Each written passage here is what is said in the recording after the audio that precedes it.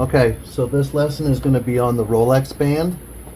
So the best way to do these is to lay them out, okay, and make sure you have all the pieces. Once you've done that, you want to verify that the links are actually long enough to be put back together.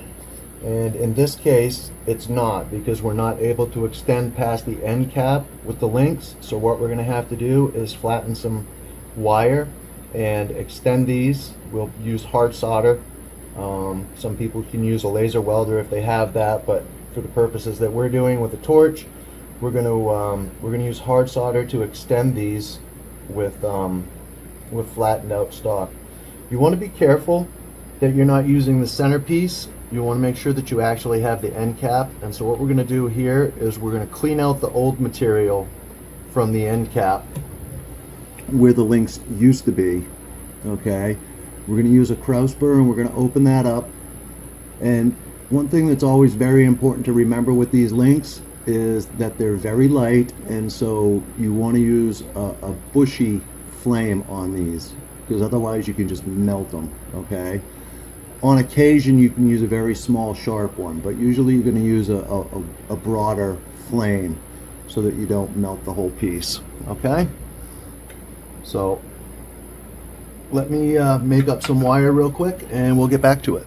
In the interest of saving time, I have already squared off the pins and pre-chipped the solder and used a riveting hammer to go ahead and make the wire, okay, to flatten it out. So all we're going to do is attach it at this point. Again, we're going to use hard solder. And so what I generally do is I'll take the tweezers and I will pick the hard solder up with the piece that I'm going to be using as a pin. So now the solder is right on the very end of it, and of course, as always, brace yourself however you have to be stable. Is that still? And I don't know if you could see that, but it very quickly ran away. So we're going to make this pin a little bit longer. I'm going at it more of an angle than straight. All right, and then what we'll do is we'll go ahead and cut that a little longer. You could do a pre-measurement if you wanted to. It's not really that necessary. And then we're going to do the same thing on the other piece. We're going to pick up that solder and just put it on the end. And then this time we're going to come at it from the other side. Okay, that flame's a little too sharp. We'll come in sideways with the flame from the other side. That way we don't undo the side we already did.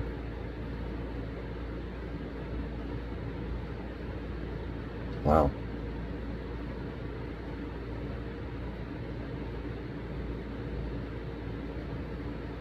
There we go. And that's what happens sometimes. You saw right there, it just basically vaporized the pin because it's so thin, right?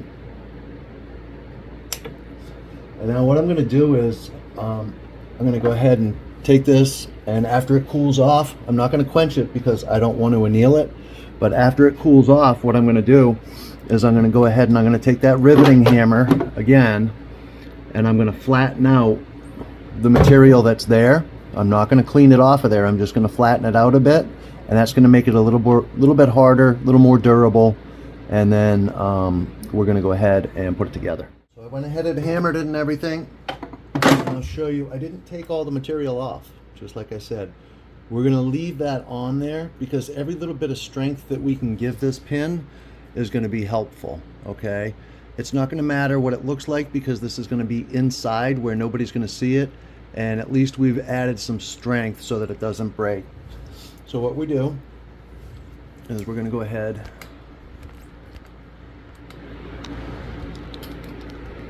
and we've got the bracelet laid out. We're going to go ahead and line everything up and slide the pin through. I already took a cross burr and cleaned out the end cap. All right, we're just going to slide this in. And And now we've got it basically back together. So we're going to stand this up and put this in our third hand.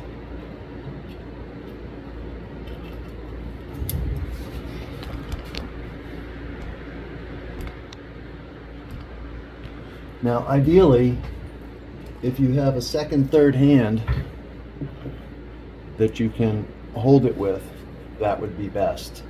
Because what you really want is a little bit of tension on this. Not a lot, but enough to just kind of hold things stable. Okay? And we're also not going to worry about the fact that the pins are longer, right? So what we're going to do now is we're going to go ahead and put some flux on there. We already pre-fluxed the end cap. So, where did our end cap go? Right there. Okay. So what I'm going to do is I'm going to go ahead, and we're using easy solder now to put this end cap on.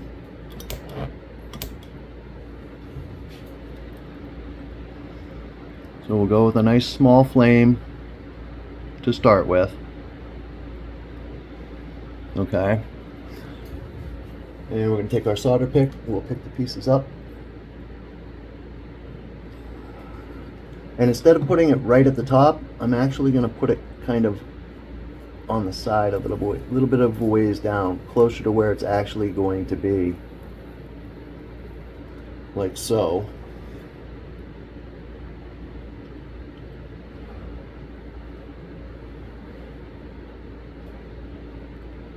Oop, oop. Come on.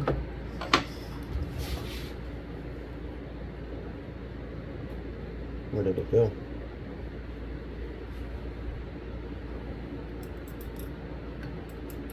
There it is. You don't want to leave a piece inside there, because then when you put the heat to it, it could accidentally flow and bind up the link.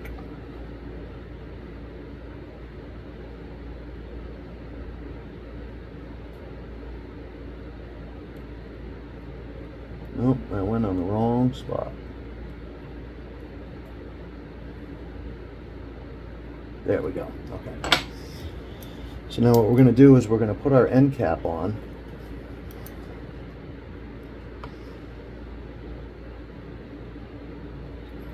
Let's flow this a little more. Put our end cap on there. Just careful you don't burn yourself.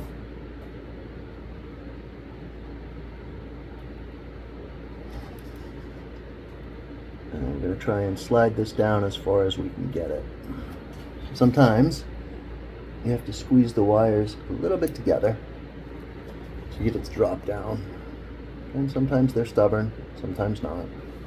Depends on how well you've cleaned out the opening as well, right?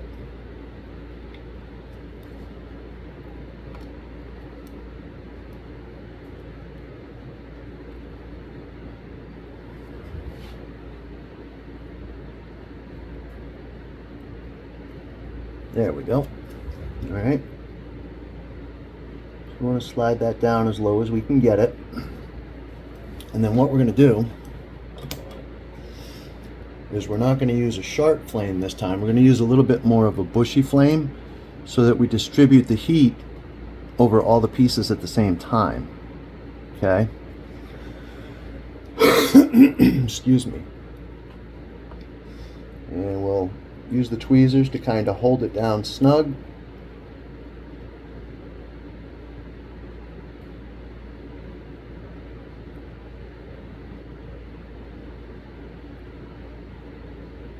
And there we go.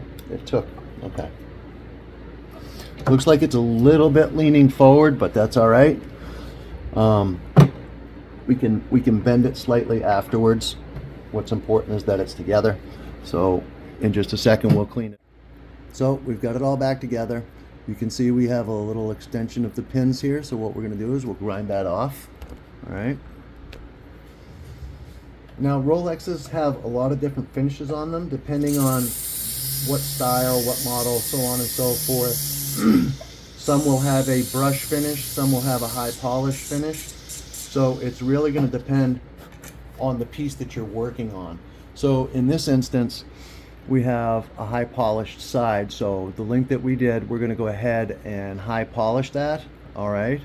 And then to finish this out, what we would do is do our standard Rolex finish where the center is high polished and the outside edges are a brush finish, which that'll be demonstrated at another time in another lesson. But there you go. So that's your basic Rolex pin when you have a 3 lug. Some bracelets like this are as many as 7. So yeah, be careful. Don't want to put too much heat to them because they're very, very thin, like I said, right? So just be careful. Good luck.